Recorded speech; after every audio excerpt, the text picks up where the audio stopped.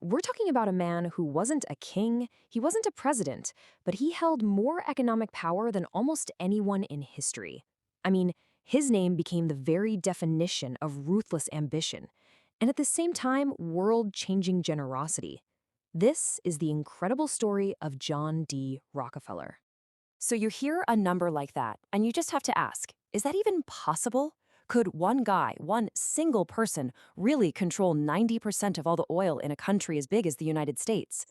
The answer, and it's kind of mind-blowing, is yes. At his peak, John D. Rockefeller's company controlled 9 out of every 10 barrels of oil in America. The real question isn't if he did it, it's how on earth did he pull it off? And, as if controlling an entire industry wasn't enough, get this. His personal fortune was worth nearly 2% of the entire US economy. To put that in perspective for you, it makes him, hands down, the wealthiest private citizen in all of modern history. So where does a story like this even begin? How does a kid from a humble background in upstate New York grow up to build an empire on that kind of scale? Well, the blueprint for his entire life, it was drawn from a, let's just say, very chaotic childhood. To really get who Rockefeller was, you have to look at his parents, because they were like two completely opposite forces. On one side, you've got his dad, Devil Bill. Yep, that was his actual nickname, a traveling con man who literally sold fake cancer cures. And on the other side was his mom, Eliza, a super devout, deeply religious woman with an iron will.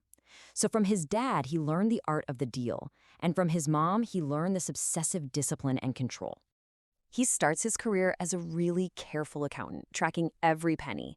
But his real genius, man, it clicks into place in 1863. See, at the time, everyone was going crazy trying to drill for oil. It was like a gold rush, total chaos, super risky.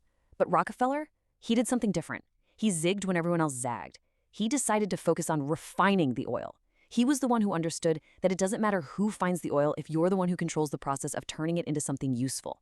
You control the bottleneck. You control everything. And his whole strategy is hiding right there in the company name. He didn't just call it Rockefeller Oil. He called it Standard Oil. He wasn't just selling a product. He was selling trust. In an industry that was a total mess, known for being unreliable and poor quality, that name was a promise. It was a brand practically built for domination from day one. Okay, so Standard Oil was up and running.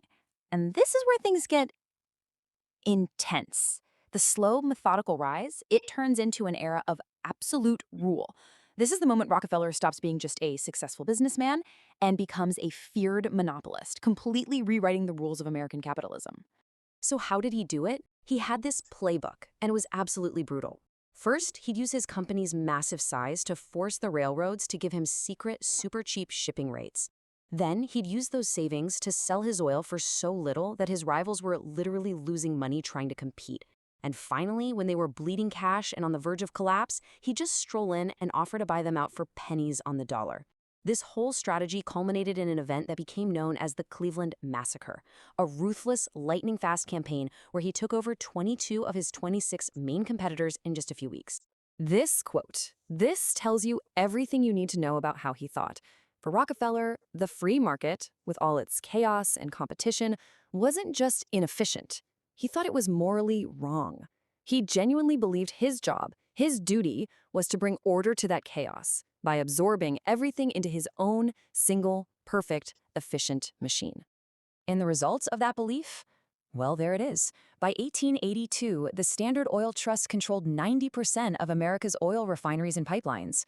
Let that sink in. He didn't just own a company, he owned the entire industry. But here's the paradox, the thing that makes him so complicated. While the public saw a monster, a ruthless monopolist, Rockefeller saw himself as an instrument of God.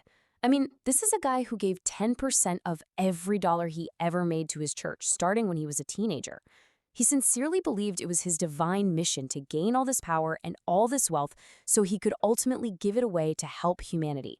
While an empire that powerful is bound to make some powerful enemies, the public backlash was getting huge, and a perfect storm of forces began to align against the man everyone thought was untouchable: a determined journalist, a trust-busting president, and the United States Supreme Court itself.